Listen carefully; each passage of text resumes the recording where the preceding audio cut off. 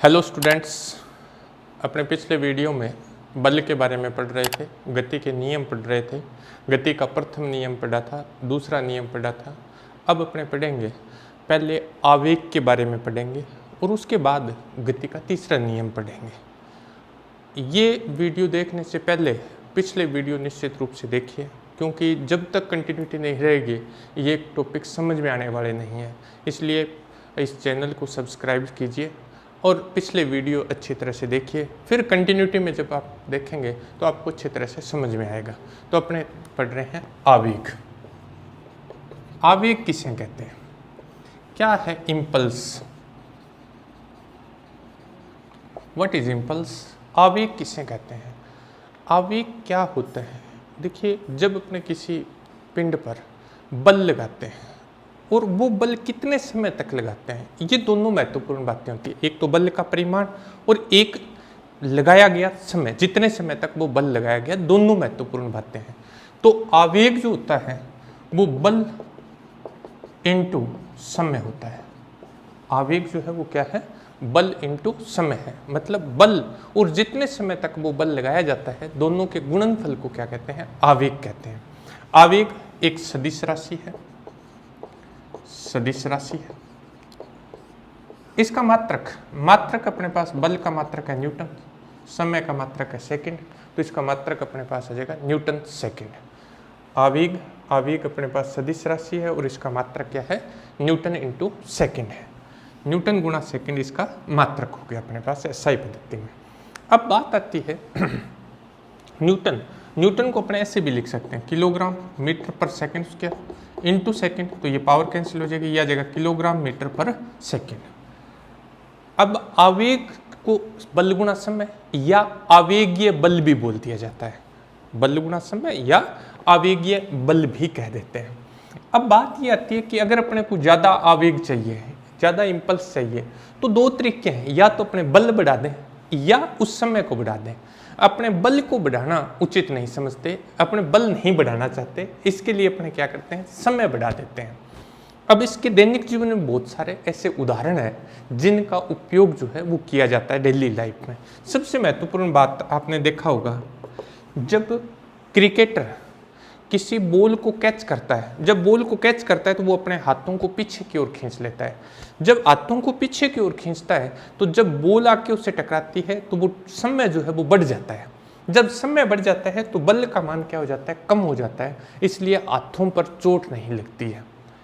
जब भी cricketer catch करता है बॉल को तो अपने हाथों को पीछे की तरफ खींचता है। जब वो पीछे की तरफ खींचता है तो उस कैच करने का जो समय है वो बढ़ जाता है। समय बढ़ जाएगा तो बल का मान क्या हो जाएगा? कम हो जाएगा और हाथ पर चोट नहीं लगती है।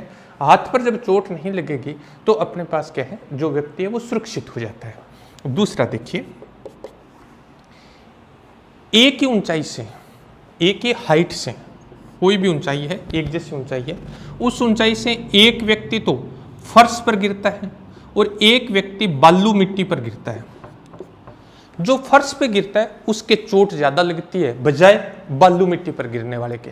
इसका कारण क्या है? इसका कारण ये होता है कि जो फर्श पर गिरेगा, फर्श जो है वो हार्ड, इसलिए इसमें किसी तरह की कोई हलचल नहीं होती है।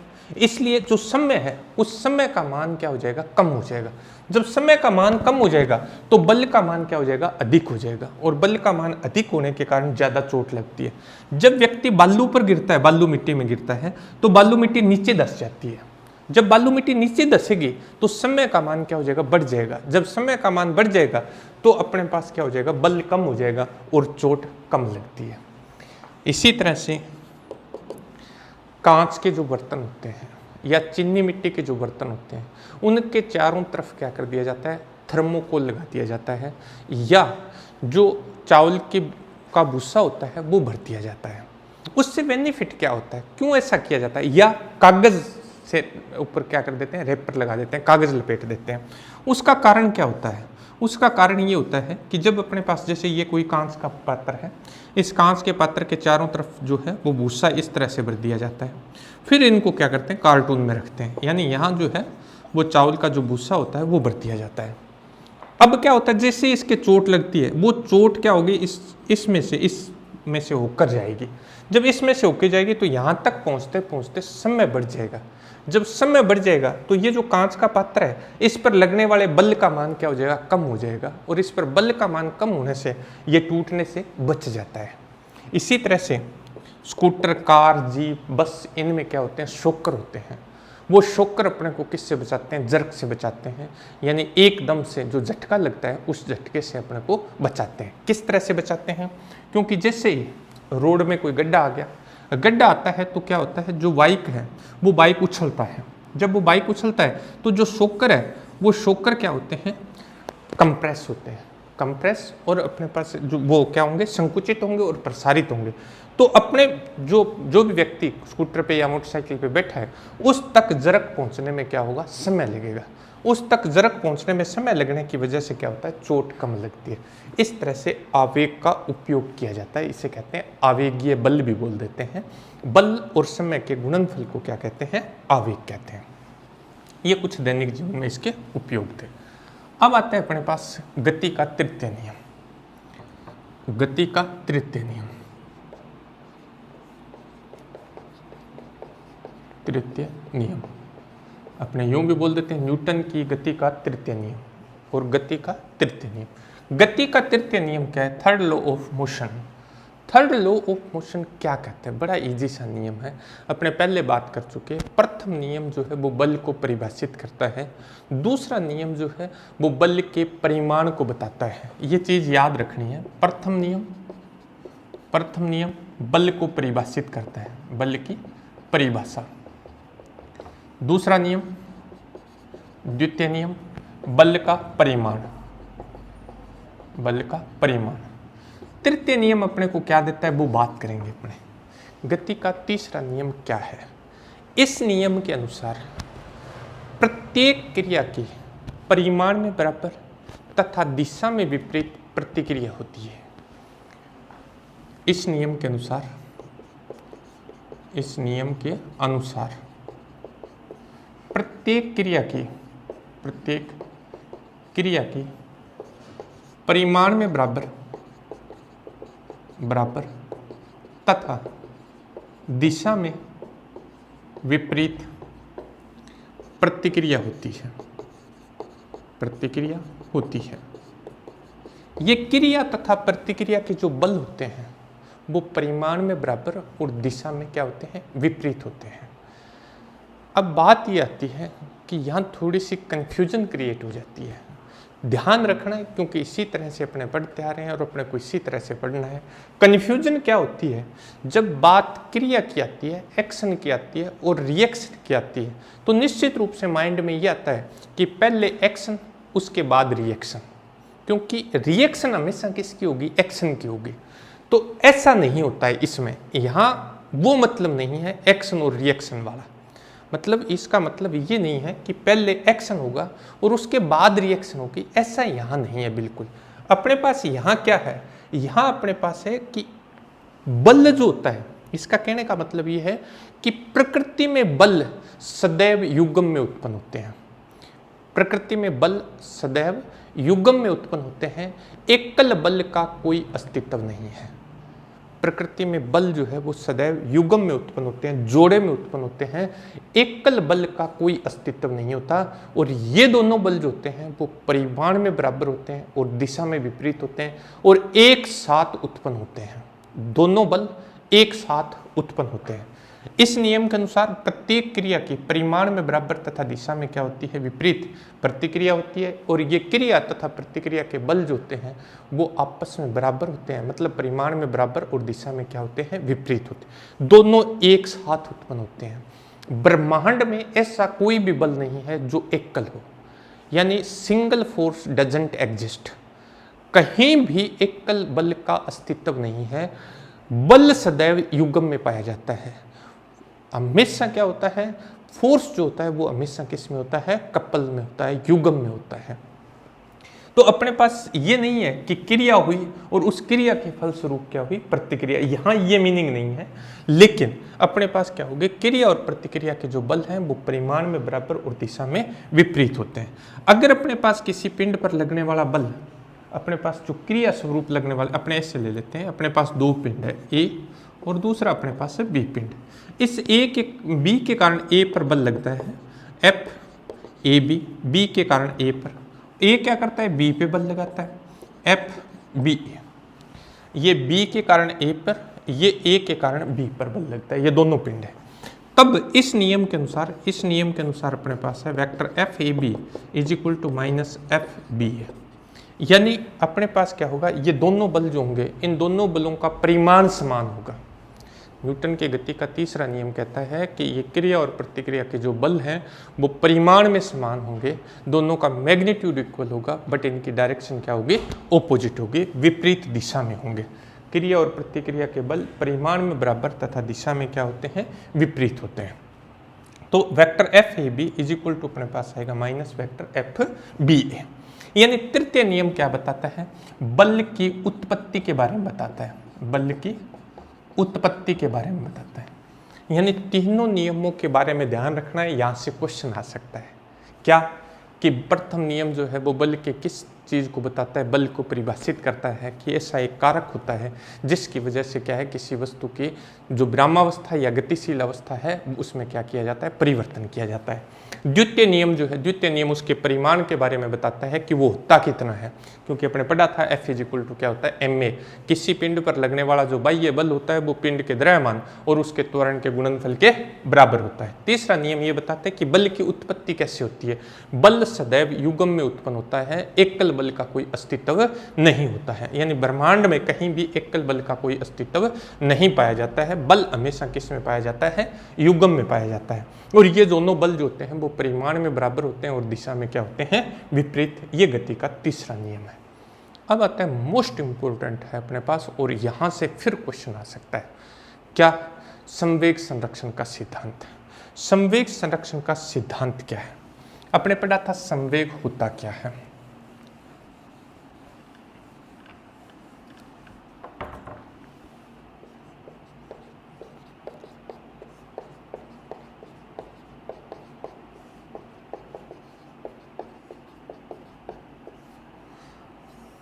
संवेग संरक्षण का सिद्धांत, संवेग है क्या चीज।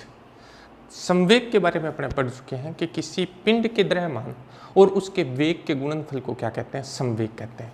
किसी गतिशील पिंड का द्रव्यमान और वेग जो है इनके गुणनफल को क्या कहते हैं, संवेग कहते हैं। किसी गतिशील पिंड के द्रव्यमान और वेग के गुणनफल को क्या कहा जाता है, संवेग कहा जाता है। अपने पास क्या है, अपने को संवेग संरक्षण पढ़ना है तो अपने न्यूटन के गति का द्वितीय नियम पढ़ा था। न्यूटन के गति का द्वितीय नियम था एफ इज इक्वल टू अपने पास था dp बाई dt। किसी पिंड पर लगने वाला जो बल है वो पिंड के संवेग में परिवर्तन की दर के समानुपाती होता है। किसी पिंड पर लगने वाला बल पिंड के संवेग में परिवर्तन की दर के क्या होता है, समानुपाती। फिर अपने ज्ञात किया था कि एफ इज इक्वल टू क्या होता है, dp बाई dt होता है। तब अपने पास क्या आ जाएगा, यदि f इज इक्वल टू 0 हो, यदि किसी पिंड पर लगने वाला बल 0 हो, यानी किसी पिंड पर कोई बाह्य बल नहीं लगता है, किसी पिंड पर लगने वाला बाह्य बल 0 है, तब अपने पास आ जाएगा dp by dt is equal to 0 या dp is equal to 0। dp है संवेग में परिवर्तन 0 उसमें होता है जो नियत होता है। इसका मतलब ये हुआ कि p इज इक्वल टू नियतांक। सिंपल सा मतलब हो गया कि बाह्य बल की अनुपस्थिति में, बाह्य बल की अनुपस्थिति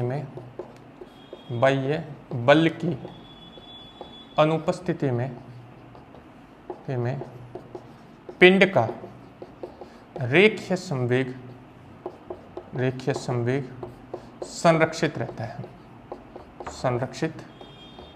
है। ये मोस्ट इंपोर्टेंट क्वेश्चन है कि बाह्य बल अगर अपने पास किसी पिंड पर नहीं लग रहा है तो उस पिंड का जो रेखीय संवेग है वो हमेशा क्या रहता है, संरक्षित रहता है। अब रेखीय संवेग संरक्षण के उदाहरण है, बिल्कुल सिंपल एग्जांपल लेते हैं। और एक एग्जांपल जो है वो है बंदूक का प्रतिक्षेप वेग ज्ञात करना। इस पे क्वेश्चन आ जाता है। अपने पास क्या है, एक गोले बंदूक निकाय है, गोले बंदूक निकाय। बड़ा इंपॉर्टेंट क्वेश्चन आता है और मोस्टली इस पे क्वेश्चन आ जाता है। अपने पास क्या है, एक बंदूक है, ये अपने पास एक बंदूक है, इस बंदूक का जो द्रव्यमान है ये बंदूक है, बंदूक का द्रव्यमान m है और इसके अंदर जो है एक गोली है, इसका द्रव्यमान स्मॉल m है। जब अपने बंदूक से गोली नहीं दागी जाती है तब इस निकाय का वेग जो है वो 0 है, निकाय का वेग कितना है, 0 है।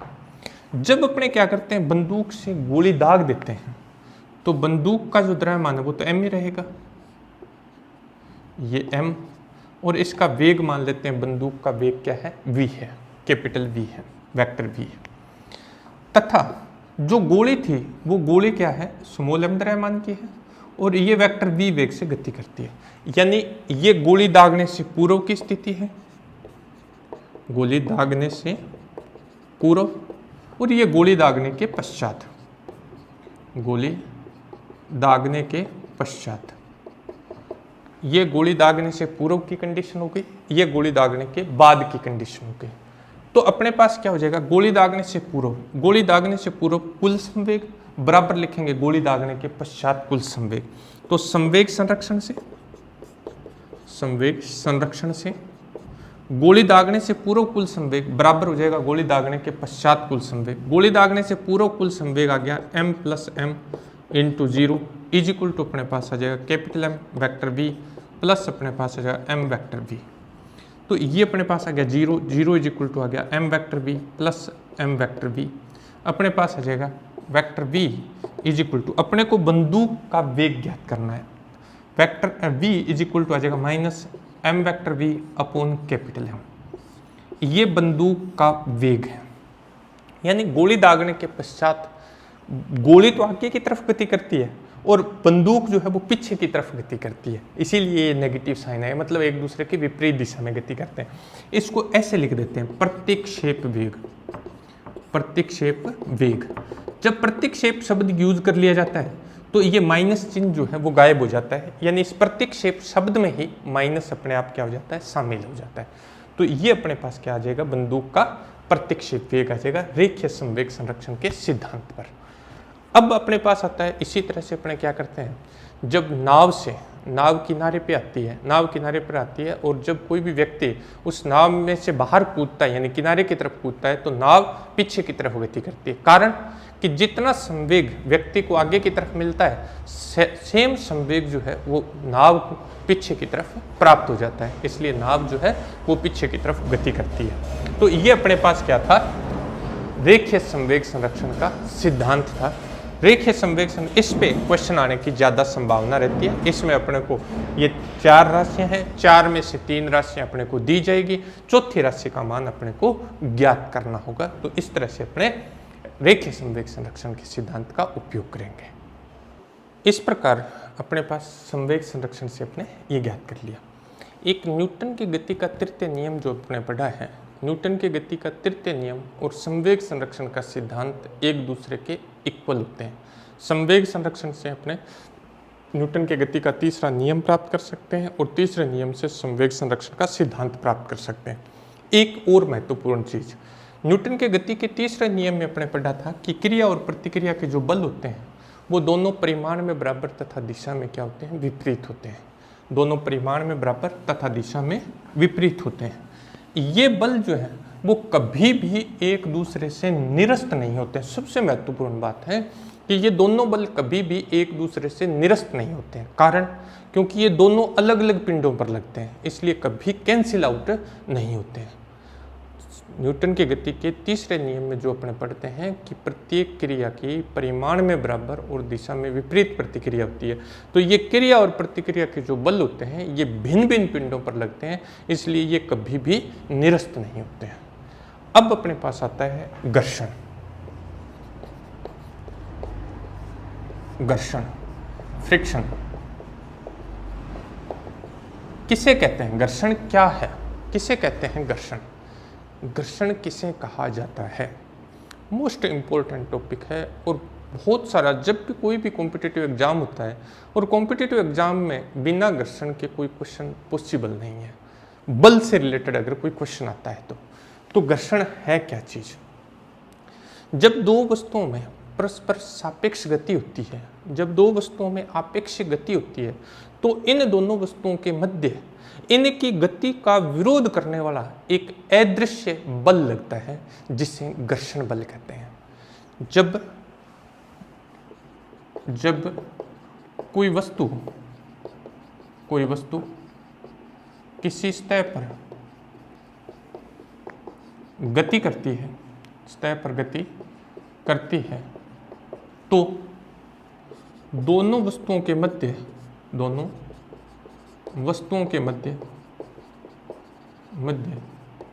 इनकी गति का विरोध करने वाला अदृश्य बल लगता है, अदृश्य बल लगता है, जिसे घर्षण बल कहते हैं, यानी जब दो वस्तुएं परस्पर आपेक्षिक गति करती है, यानी कोई वस्तु किसी सतह पर गति करवाना चाहते हैं अपने, तो इन दोनों वस्तुओं के मध्य क्या होता है, इनकी गति का विरोध करने वाला एक बल लगता है, यानी अदृश्य बल लगता है, जो इनकी गति का क्या करता है, विरोध करता है। और इस बल को क्या कहते हैं, घर्षण बल कहते हैं। तो घर्षण बल अपने पास क्या है कि गति का विरोध करने वाला बल है। अब बात आती है कि घर्षण बल क्यों उत्पन्न होता है, कारण क्या है, क्यों इस तरह से घर्षण बल की उत्पत्ति होती है। देखिए, दो तरह के व्यूज हैं इसके, यानी इसकी दो थ्योरी है। एक अपने पास क्या है, पुरानी जो थ्योरी थी उसके अकॉर्डिंग अपने पढ़ेंगे, एक अपने जो नई थ्योरी है, मॉडर्न थ्योरी है, उसके अकॉर्डिंग पढ़ेंगे। पुरानी थ्योरी क्या कहती है, पुरानी थ्योरी ये कहती है कि जिस सतह को अपने देखते हैं, उस सतह को अपने को जो प्लेन सतह दिखती है, अगर अपने उसको किससे दूरदर्शी से देखें, ठीक है, सूक्ष्मदर्शी से देखें उसको, तो सूक्ष्मदर्शी से देखेंगे तो उसमें अनेक उभार और गड्ढे होते हैं। यानी अपने पास क्या होता है, जो अपने को समतल सतह दिखाई देती है, अगर अपने उसको सूक्ष्मदर्शी से देखें तो सूक्ष्मदर्शी से देखने पर अपने पास क्या होगा, इसमें उभार और गड्ढे होंगे। इसी तरह से दूसरी जो सतह है उसमें भी उभार और गड्ढे होंगे, ठीक है। तो इस तरह की सतह होगी। अब ये दोनों सतह जो है, यानी इनमें क्या होता है, जब एक सतह को दूसरी सतह के ऊपर अपने गति करवाते हैं तो इनमें इंटरलॉकिंग की स्थिति उत्पन्न हो जाती है। इनमें क्या होता है, इंटरलॉकिंग की स्थिति उत्पन्न होती है, और इस इंटरलॉकिंग की वजह से क्या होता है, घर्षण बल लगता है। अब ये थ्योरी ये कहती है, याद नहीं रखना है आपको ये, क्योंकि ये कंफ्यूज करने वाली चीज़ है, आप इसमें कंफ्यूज नहीं होना, क्योंकि ये कहती है पुरानी थ्योरी कि इस तरह से जो घर्षण बल लगता है वो स्पर्श क्षेत्रफल पर निर्भर करता है। ये पुरानी थ्योरी कहती है, आप ध्यान रखना इस बात का। इस थ्योरी के अनुसार, यानी जो अपने पास पुराना विचार था उसके अनुसार क्या था कि ये जो घर्षण बल लगता है ये स्पर्श क्षेत्रफल पर निर्भर करता है। मतलब ये कहता है कि अगर स्पर्श क्षेत्रफल ज़्यादा है तो घर्षण बल ज़्यादा होगा, और स्पर्श क्षेत्रफल कम है तो घर्षण बल कम होगा। लेकिन आधुनिक सिद्धांत के अनुसार, आधुनिक सिद्धांत ये कहता है कि घर्षण बल का मान जो है वो स्पर्श क्षेत्रफल पर निर्भर नहीं करता है, और अपने को यही याद रखना है कि ये स्पर्श क्षेत्रफल पर निर्भर नहीं करता है। अपने पास क्या है, अब आधुनिक सिद्धांत क्या है, आधुनिक सिद्धांत बड़ा इंपॉर्टेंट है। अंतराणुक बलों के आधार पर, आधुनिक सिद्धांत जो है वो अंतराणुक बलों के आधार पर इस घर्षण की व्याख्या करता है। अंतराणुक बलों के आधार पर इस घर्षण की व्याख्या किस तरह से की जाती है। देखिए, जब अपने क्या करते हैं, अपने पास एक सतह ये है, दूसरी सतह अपने पास ये है, जब दोनों सतहों के अपने एक दूसरे के संपर्क में रखते हैं तो इन दोनों के अणु और परमाणु एक दूसरे के निकट आते हैं। जब ये अणु एक दूसरे के निकट आते हैं तो इनके अंदर आकर्षण और प्रतिकर्षण बल लगता है। आकर्षण और जब प्रतिकर्षण बल लगता है, यानी अंतराणुक बल जो लगता है, अंतराणुक बल एक निश्चित दूरी के लिए क्या होते हैं, ये आकर्षण की प्रकृति के होते हैं, और बहुत ही कम दूरी होती है तब ये प्रतिकर्षण की प्रकृति के होते हैं। तो आकर्षण का अपने पास बल लगता है। जब ये आकर्षण का बल लगता है तो क्या होता है, दोनों सतहों के मध्य कोल्ड बेल्डिंग की स्थिति उत्पन्न हो जाती है। कोल्ड बेल्डिंग, यानी जिस तरह से अपने बेल्डिंग करवाते हैं, लोहे को लोहे से जुड़वाते हैं, बेल्डिंग करवाते हैं, वो हॉट बेल्डिंग होती है। उसी तरह से क्या होता है, जब अपने दोस्तों को परस्पर संपर्क में रखते हैं तो दोस्तों को परस्पर संपर्क में रखने से क्या हो गया, दोस्तों को परस्पर संपर्क में रखेंगे तो इनके अणु एक दूसरे के निकट आते हैं। जब ये अणु एक दूसरे के निकट आते हैं तो इन अणुओं के मध्य क्या होता है, आकर्षण बल लगता है। तो इनमें क्या होता है, एक तरह से कोल्ड बेल्डिंग की स्थिति उत्पन्न हो जाती है। जिस तरह से अपने लोहे को बेल्ड करते हैं उसी तरह से ये दोनों सतहें जो है वो आपस में क्या हो जाती है, बेल्ड हो जाती है। तो इसे क्या बोलते हैं, कोल्ड बेल्डिंग कहते हैं। अब यदि अपने एक सतह को दूसरी सतह के सापेक्ष गति करवाते हैं तो इन वेल्डिंगों को अपने तोड़ना पड़ेगा, तो अपने को क्या करना पड़ेगा, बल लगाना पड़ेगा। मतलब ये बेल्डिंग वाली जो पोजीशन है, यानी ये अंतराणुक बल जो है वो अपने पास क्या होगा, इनकी गति का विरोध करेगा। तो इसकी वजह से क्या होता है, घर्षण बल की उत्पत्ति होती है। यानी घर्षण बल जो है वो अंतराणुक बलों के कारण उत्पन्न होता है। ये कोल्ड बेल्डिंग की जो स्थिति उत्पन्न होती है उसकी वजह से उत्पन्न होता है। और घर्षण बल का मान जो है वो स्पर्श क्षेत्रफल पर निर्भर नहीं करता है। कारण, क्योंकि जैसे जैसे, हालांकि इस चक्कर में नहीं पड़ना है अपने को, लेकिन घर्षण बल जो है, घर्षण बल स्पर्श क्षेत्रफल पर है, स्पर्श क्षेत्रफल पर निर्भर नहीं करता है, निर्भर नहीं करता है। आपको अच्छी तरह से ये बात याद रखनी है कि घर्षण बल का मान जो होता है वो स्पर्श क्षेत्रफल पर निर्भर नहीं करता है। कारण क्या होता है, देखिए, अगर स्पर्श क्षेत्रफल बढ़ेगा तो अपने पास क्या होगा, कोल्ड बेल्डिंग की स्थिति बढ़ेगी। कोल्ड बेल्डिंग की स्थिति बढ़ेगी तो अंतराणुक बल बढ़ेगा। अंतराणुक बल बढ़ेगा तो अपने पास क्या होगा, एकांक क्षेत्रफल पर लगने वाले बल का मान वही रहेगा। देखिए, एकांक क्षेत्रफल पर लगने वाला जो बल होगा वो सेम रहेगा। कारण F बढ़ रहा है, अगर A बढ़ रहा है तो F भी बढ़ रहा है, तो ये अनुपात वही रहेगा। अगर आपने क्या कर दें, A कम कर दें, एरिया कम कर दें तो F भी कम हो जाएगा। F कम हो जाएगा तो अनुपात वही रहेगा। इसलिए इसका मान अपने तो यही याद रखना है कि घर्षण बल का मान जो होता है वो स्पर्श क्षेत्रफल पर निर्भर नहीं करता है। F बटा A अपने पास हमेशा कांस्टेंट रहता है। अब अपने पास आता है, ये तो था घर्षण बल। अब आता है घर्षण बल के प्रकार है अपने पास। बड़ा इजी सा टॉपिक है अपने पास, लेकिन अच्छे तरह से अपने को देखना है इसे। एक अपने पास है स्थैतिक घर्षण, स्थैतिक घर्षण, फिर आएगा गतिक घर्षण, स्थैतिक घर्षण, फिर है सीमांत घर्षण, और फिर आता है गतिक घर्षण।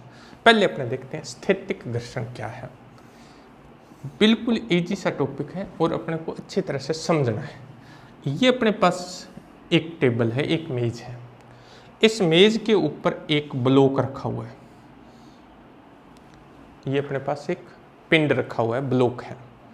इस पिंड पर कोई बाह्य बल नहीं लग रहा है। जब इस पर कोई बाह्य बल नहीं लगता है तो इस पिंड का भार mg ऊर्ध्वाधर नीचे की तरफ लगेगा, और इस मेज के कारण इस पर जो प्रतिक्रिया बल है R वो ऊर्ध्वाधर ऊपर की तरफ लगता है। R इज इक्वल टू अपने पास क्या होगा, mg। R अपने पास है प्रतिक्रिया बल, प्रतिक्रिया बल। mg अपने पास क्या है, भार है।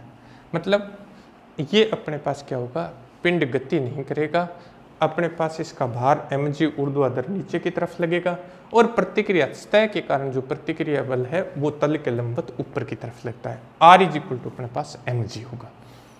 अब अपने क्या करते हैं, अब इस पिंड पर एक बाह्य बल लगाते हैं। इस पिंड पर जब बाह्य बल लगाते हैं तब क्या होता है, इस पिंड पर अपने दो बल लग रहे थे, प्रतिक्रिया बल R ऊर्ध्वाधर ऊपर की तरफ, भार mg नीचे की तरफ। अपने इस पर एक बाह्य बल लगा दिया। ये देखिए डेली लाइफ में घटित होने वाली ऐसी घटना है ये। अपने इस पर बाह्य बल जैसे ही लगाएंगे पिंड गति नहीं करेगा। पिंड गति क्यों नहीं करेगा, क्योंकि जैसे ही अपने इस पर बाह्य बल लगाते हैं इसकी गति की विपरीत दिशा में, गति की विपरीत दिशा में अपने पास क्या होगा, घर्षण बल उत्पन्न हो जाता है। घर्षण बल सदैव जो है वो गति की विपरीत दिशा में उत्पन्न होता है। तो गति की विपरीत दिशा में क्या होगा, घर्षण बल उत्पन्न हो जाएगा, जिसको अपने Fs से लिख रहे हैं। और वस्तु गति नहीं करेगी। वस्तु गति नहीं करेगी इसका मतलब ये हुआ कि ये जो घर्षण बल है इसको बोलते हैं स्थैतिक घर्षण बल। ये क्या है, स्थैतिक घर्षण बल। बल लगाया, वस्तु ने गति नहीं की, इस घर्षण बल को क्या कहते हैं, स्थैतिक घर्षण बल कहते हैं। अब अपने क्या करते हैं, अब अपने बाह्य बल का मान बढ़ाते जाते हैं। ये जो आपने बल लगाया अपने, इस बल का मान बढ़ाते जाते हैं। बढ़ाते जाएंगे तो अपने पास क्या है, ये घर्षण बल बड़ा बदमाश है, ये घर्षण बल भी जो है वो बढ़ता जाएगा और बाह्य बल के एक ऐसा मान प्राप्त होगा जिस पर घर्षण बल का मान क्या हो जाता है, अधिकतम हो जाता है। बाह्य बल का एक ऐसा मान होगा जिस पर घर्षण बल का मान जो है वो अधिकतम हो जाएगा। ये mg, ये प्रतिक्रिया बल r, अपने f का मान बढ़ाते गए, घर्षण बल बढ़ता गया और ये एक अधिकतम मान fs मैक्सिमम प्राप्त कर लेगा घर्षण बल। जैसे जैसे आप इसको बढ़ाएंगे ये बढ़ता जाएगा और ये सीमांत घर्षण बल कहलाता है। सीमांत घर्षण बल, ये सीमांत घर्षण बल की स्थिति आ जाएगी। सीमांत घर्षण बल वह अधिकतम घर्षण बल है जहां तक वस्तु जो है वो गति नहीं करती है। सीमांत घर्षण बल वह अधिकतम बल है, या यूं कह सकते हैं कि बाह्य बल का वह अधिकतम मान जहां तक वस्तु जो है वो गति नहीं करती है, क्या कहलाता है, सीमांत घर्षण बल कहलाता है। ये डेली लाइफ में ऐसी बहुत सारी घटनाएं होती है कि किसी वस्तु को अपने धक्का दे रहे हैं, दो व्यक्ति लगे हुए हैं और अपने पूरा बल लगा देते हैं, लेकिन वो वस्तु गति नहीं करती है। तीसरा व्यक्ति आता है और तीसरा व्यक्ति आते ही उसके थोड़ा सा ही टच करता है, जैसे ही वो थोड़ा सा टच करता है वस्तु गतिशील हो जाती है। इसका मीनिंग ये हुआ कि दो व्यक्तियों के द्वारा लगाया गया जो बल था वो किसके बराबर था, Fs मैक्सिमम के बराबर था। तीसरे व्यक्ति ने जैसे उस पर बल लगाया वो बल क्या हो गया, इससे यानी सीमांत घर्षण बल से क्या हो गया, अधिक हो गया। जैसे अधिक होता है तो वस्तु क्या हो जाती है, आरोपित बल की दिशा में गतिशील हो जाती है। जब वस्तु आरोपित बल की दिशा में गतिशील हो जाती है तो उससे क्या कहते हैं, गतिक घर्षण बल कहते हैं। एक बार यहाँ आते हैं, ये जो सीमांत घर्षण बल होता है, सीमांत घर्षण बल Fs मैक्सिमम, सीमांत घर्षण बल Fs मैक्सिमम जो होता है वो अभिलंब प्रतिक्रिया बल R के समानुपाती होता है। Fs maximum is proportional to क्या होता है, R होता है, और Fs maximum is equal to होता है mu S R. Fs maximum is equal to होता है mu S R. Mu S क्या चीज़ है, म्यू एस अपने पास एक गुणांक है जिसे स्थैतिक घर्षण गुणांक कहते हैं। म्यू एस जो है, म्यू एस को क्या कहा जाता है, म्यू एस स्थैतिक घर्षण गुणांक कहलाता है। म्यू एस स्थैतिक घर्षण गुणांक है। म्यू एस क्या है, स्थैतिक घर्षण गुणांक है। इसका कोई मात्रक नहीं होता, इसकी कोई विमा नहीं, ये मात्रक रहित और विमाहीन राशि होती है, इसका कोई मात्रक नहीं होता है। अब अपने पास आता है कि जैसे अपने क्या करेंगे, अब घर्षण बाह्य बल का मान बढ़ाते हैं, बाह्य बल का मान बढ़ाते हैं तो वस्तु जो है वो आरोपित बल की दिशा में क्या हो जाती है, गतिशील हो जाती है। जैसे मैंने एग्जांपल बताया कि दो व्यक्ति किसी वस्तु को क्या कर रहे हैं, धक्का दे रहे हैं, वो अपना पूरा बल लगा देते हैं, वस्तु गति नहीं करती है। तीसरा व्यक्ति आते ही जैसे उसको टच करता है वस्तु क्या हो जाती है, आरोपित बल की दिशा में गतिशील हो जाती है। और जब वो आरोपित बल की दिशा में गतिशील हो जाती है उस समय जो घर्षण बल लगता है उस घर्षण बल को क्या कहते हैं, गतिक घर्षण बल कहते हैं। यानी ये स्थिति अपने पास इस तरह की हो जाएगी।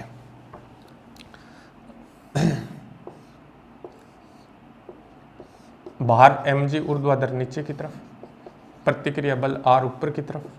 अब इस समय जो घर्षण बल लगेगा, जब वस्तु आरोपित बल की दिशा में क्या हो जाएगी, गतिशील हो जाएगी, तब घर्षण बल को क्या कहते हैं, गतिक घर्षण बल कहते हैं। और ये जो गतिक घर्षण बल होता है ये भी अभिलंब प्रतिक्रिया बल के समानुपाती होता है, यानी Fk is proportional to R होता है। Fk is equal to mu K R होता है। म्यू के एक समानुपाती नियतांक है, म्यू के एक समानुपाती नियतांक जिसे गतिक घर्षण गुणांक कहते हैं। म्यू के गतिक घर्षण गुणांक, म्यू के जो है वो गतिक घर्षण गुणांक कहलाता है। यहाँ बड़ी इंपॉर्टेंट बात है। इंपॉर्टेंट बात क्या है, अपने को ये याद भी रखना है कि म्यू के जो होता है वो always less than mu S होता है। ये मोस्ट इंपॉर्टेंट रिलेशन है। गतिक घर्षण गुणांक का मान सदैव स्थैतिक घर्षण गुणांक से क्या होता है, कम होता है। ये भी विमाहीन और मात्रक रहित राशि होती है। म्यू के is always less than mu S, यानी गतिक घर्षण गुणांक का मान हमेशा स्थैतिक घर्षण गुणांक से क्या होता है, कम होता है।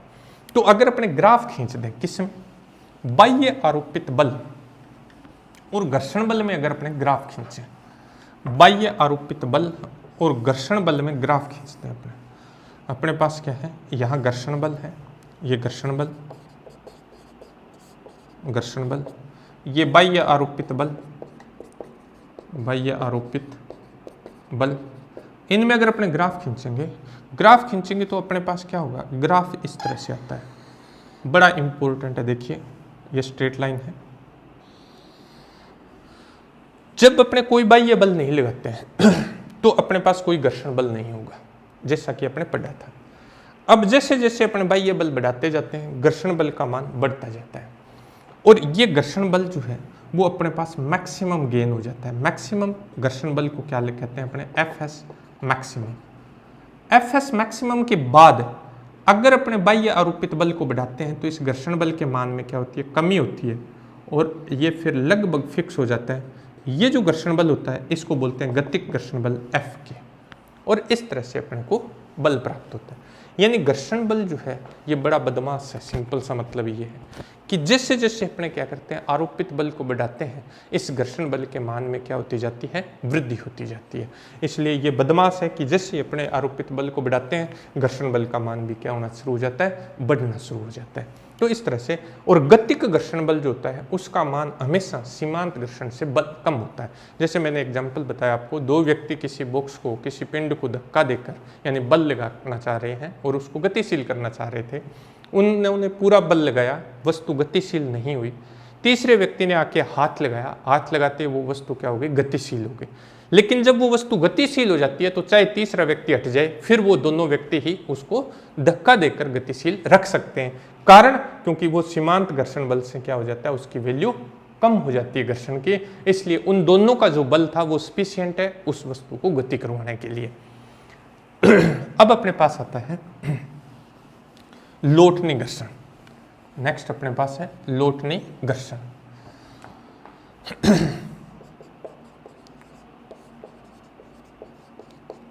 लोटनी घर्षण क्या चीज है? देखिए, जब कोई वस्तु लुढ़कती है तो वस्तु पर जो घर्षण बल लगता है उससे क्या कहते हैं, लोटनी घर्षण बल कहते हैं। ये किस तरह से लगता है? देखिए, ये अपने पास कोई वस्तु है, ये वस्तु जब लुढ़कती है किसी सतह पर तो क्या होता है, ये सतह को क्या करती है, नीचे की तरफ दबा देती है। नीचे की तरफ दबाती है तो एक्चुअल में क्या होता है, सतह में एक कुब्बड़ उत्पन्न हो जाती है। ये सतह को इस तरह से दबा देती है और उससे क्या होता है, सतह में एक कुब्बड़ उत्पन्न हो जाती है, और इस वस्तु को सदैव इस कुब्बड़ पे क्या होता है, चढ़ना पड़ता है। इसलिए इस पर क्या होता है, गति की विपरीत दिशा में बल लगता है, जिसे क्या कहते हैं, लोटनी घर्षण कहते हैं। सिंपल सा एग्जांपल है ये कि जब अपने बालू मिट्टी में गाड़ी चलाते हैं तो बालू मिट्टी में ऊंट गाड़ी है, जैसे ऊंट गाड़ी तो है, तो वो क्या होगा, टायर जो होता है वो बालू मिट्टी के अंदर धंस जाता है, इस तरह से ऐसी पोजीशन तक बन जाती है बालू मिट्टी में। इसका कारण क्या हुआ, इसका कारण ये हुआ कि ये कुब्बड़ बन गई इसके आगे, यानी हमेशा माउंटेन बन जाता है, एक कुब्बड़ बन जाती है, और इस टायर को हमेशा क्या होता है, इस कुब्बड़ पे चढ़ना पड़ता है, यानी इस माउंटेन पे चढ़ना पड़ता है। तो इस गति के विपरीत दिशा में क्या होता है, गति की विपरीत दिशा में एक बल लग जाता है, जिससे क्या कहते हैं, लोटनी घर्षण कहते हैं। ये जो लोटनी घर्षण होता है, इस लोटनी घर्षण का जो मान होता है एफ आर से लिखेंगे अपने लोटनी घर्षण, ये भी अभिलंब प्रतिक्रिया बल के समानुपाती होता है, और एफ आर जो होता है वो इज इक्वल टू होता है म्यू आर आर के। म्यू आर क्या चीज है, लोटनी घर्षण गुणांक है। म्यू आर लोटनी घर्षण गुणांक है। लोटनी घर्षण गुणांक का मान जो होता है mu R is less than क्या होता है, म्यू के इज लेस देन होता है म्यू एस। ये मोस्ट इंपॉर्टेंट रिलेशन है कि लोटनी घर्षण का मान जो होता है, लोटनी घर्षण गुणांक, लोटनी घर्षण गुणांक का मान जो है वो गतिक घर्षण गुणांक, ये गतिक घर्षण गुणांक, और ये अपने पास क्या था, स्थैतिक घर्षण गुणांक, स्थैतिक घर्षण गुणांक। सिंपल सा, लोटनी घर्षण का मान जो होता है, घर्षण गुणांक का मान सबसे कम होता है, उससे ज्यादा किसका मान है, गतिक घर्षण गुणांक का, और सबसे ज्यादा मान किसका होता है, स्थैतिक घर्षण गुणांक का मान होता है। अब आता है घर्षण को कम करने की विधियां। घर्षण को कम कैसे किया जाए? देखिए घर्षण एक ऐसा बल है जिसको दूर नहीं कर सकते, अपने यूं कहीं नहीं कहेंगे कि घर्षण को अपने हटा दिया, हट ही नहीं सकता घर्षण। घर्षण को अपने क्या कर सकते हैं, कम कर सकते हैं। घर्षण को कम करने की विधियां क्या क्या है? नंबर 1, स्नेहक का उपयोग करके, स्नेहक का उपयोग करके, ल्यूब्रिकेंट्स का उपयोग करके, स्नेहक का उपयोग। स्नेहक क्या होते हैं? वे पदार्थ होते हैं जो दोस्तों के मध्य घर्षण को क्या कर देते हैं, कम कर देते हैं। उन्हें क्या कहते हैं? ल्यूब्रिकेंट या स्नेहक कहते हैं। जैसे छोटी मशीनें जो होती है, जैसे घरों में सिलाई मशीन है, ठीक है, छोटी जो मशीनें होती है, सिलाई मशीन, घड़ी, इनमें क्या करते हैं, पतले तेल का उपयोग जो है वो स्नेहक के रूप में किया जाता है। जो बड़ी मशीनें हैं, भारी मशीनें जो होती है, उनके अंदर क्या करते हैं, ग्रीस का, मोबिल ऑयल का उपयोग जो है वो स्नेहक के रूप में किया जाता है। जब इनका उपयोग करते हैं तो घर्षण का मान जो होता है वो कम हो जाता है। दूसरा अपने पास बॉल बेयरिंग का उपयोग करके, बॉल बेयरिंग। देखिए बॉल बेयरिंग से क्या होता है, जो गति होती है वो किस में परिवर्तित हो जाती है, लौटने गति में परिवर्तित हो जाती है। बॉल बेयरिंग की वजह से जो गति है वो लौटने गति में परिवर्तित हो जाती है। और अभी अभी पढ़ा था आपने कि लौटने घर्षण गुणांक का मान जो होता है वो गतिक घर्षण गुणांक और स्थैतिक घर्षण गुणांक से क्या होता है, कम होता है। तो अपने क्या करते हैं, बॉल बेयरिंग का उपयोग करके भी घर्षण को कम कर सकते हैं। तीसरा अपने पास है उपयुक्त पदार्थों के चयन से, उपयुक्त पदार्थों के चयन से। अपने क्या करेंगे, ऐसे पदार्थों को काम में लेंगे जिनके अंदर क्या होता है, घर्षण बल का मान कम होता है। तो ऐसे जब उपयुक्त पदार्थों का चयन करके अपने क्या कर सकते हैं, घर्षण को कम कर सकते हैं। घर्षण को कम किया जा सकता है, घर्षण को हटाया नहीं जा सकता। ये अपने को विशेष रूप से ध्यान रखना है। और घर्षण बड़ा ही महत्वपूर्ण अपने पास टॉपिक है। थैंक्स।